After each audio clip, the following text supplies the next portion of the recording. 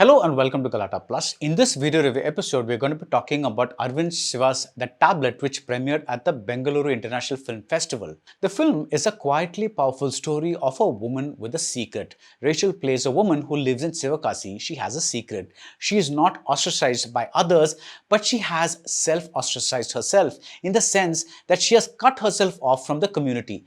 How she navigates daily life with her secret and her young son forms the crux of this Tamil film. That's the short take. The rest of this review may contain spoilers.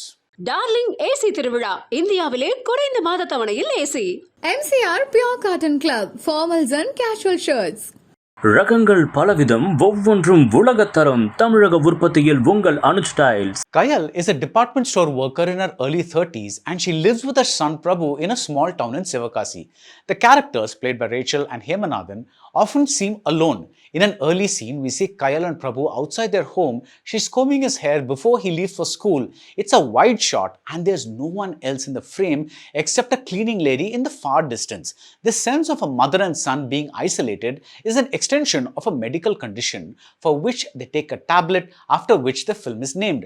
Only Kayal's brother and his wife know. Otherwise, Kayal carries this secret, this burden all alone. And this makes her life a series of lies. She buys bus tickets to Chennai, but to her employer, she says she's going to Kovilpatti. When she wants a day off, she tells someone that there's a marriage in the family. To someone else, she says it's an ear-piercing ceremony. To someone else, it's a visit to see Prabhu's grandmother. The Tablet, which runs about an hour and 15 minutes, is Aravind Siva's debut feature. Except in shots involving transport, the camera is an emotionless and static observer. The only exception is in a scene where Kayal scolds Prabhu. The camera here has a handheld feel. It shakes at the edges as though startled by the rage in this woman who's usually almost unnaturally calm, almost robotic. Kayal has built a shell around herself and her son, and her first answer to anything is usually no. When a friend asks her for a taste of the ice cream she's having, she first says no. Inside a bus, when Prabhu asks for the window seat and for Kayal to open the window seat for air, she first says no. We are not told how she ended up with this condition, but once she was diagnosed with it, we get the feeling that she has been saying no ever since, as though to make up for saying yes earlier. These things are not told to us. The director assisted P.S. Vinodraj on Kurangal, and he has a similar sense of laying out a scene and letting us take what we want from it, whatever we infer from it. The Tablet is more a series of incidents than a story. I was unexpectedly touched by the way Prabhu goes to the department store after school and Kayal gives him the house keys from inside a handbag. It's a small scene, but it's as though she doesn't want to leave these keys with a neighbor, even though these neighbors seem to be on friendly terms with her. I was touched by the scene that plays after Kayal scolds Prabhu. There is no overt display of emotion, there is no saying sorry, no hug of remorse. Kayal gives her son a sweet treat, and then instead of sleeping inside the house, they sleep under the stars. I was touched by the behavior of Kayal's brother, who's more well off than her.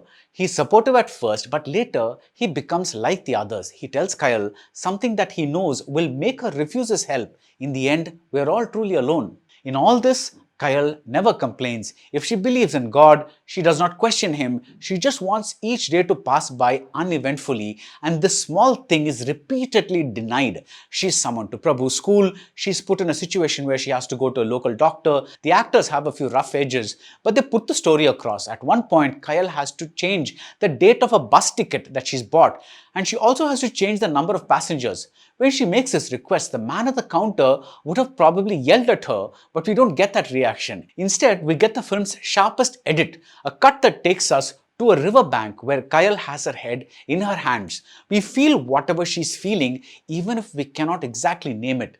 Does the closing scene set in Chennai promise happiness and hope? For the moment, yes. But what awaits Kayal and Prabhu when they return to Sivakasi? In a scene inside a bus, everyone seems to be wearing headphones, but Kayal isn't. She cannot afford to shut out the world. Her life of secrets and lies will probably continue. And so for now, we leave her with this moment of happiness and hope. She needs it. That's it about The Tablet. If you like this video review, do subscribe to Galatta Plus and see you soon at the movies. Darling AC திருவிழா இந்தியாவிலே குறைந்த மாத தவணையில் AC. MCR Pure Cotton Club formals and casual shirts. ரகங்கள் பலவிதம் ஒவ்வொன்றும் உலகத்தரம் தமிழக உற்பத்தியில் உங்கள் அனுஜ் ஸ்டைல்ஸ்.